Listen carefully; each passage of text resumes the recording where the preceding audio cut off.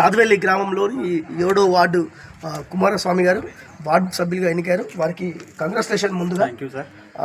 ఈ గ్రామాన్ని ఆదర్శంగా తీర్చడానికి యువకులందరూ పట్టం కట్టారు. మరి వారు ఏం చేస్తారు ఈ గ్రామానికి అనేది వారి మాటలు తీసుకుందాం. చెప్పండి సార్. ముందుగా నన్ను గెలిపించిన గ్రామ సభ్యులకు, గ్రామ ప్రజలకు అందరికీ కృతజ్ఞతలు. నా వంతు కర్తవ్యంగా నేను వార్డు నెంబర్గా గెలిచాను. మా గ్రామాభివృద్ధికి తోడ్పడదామని కృషి చేస్తామని అనుకుంటున్నాను.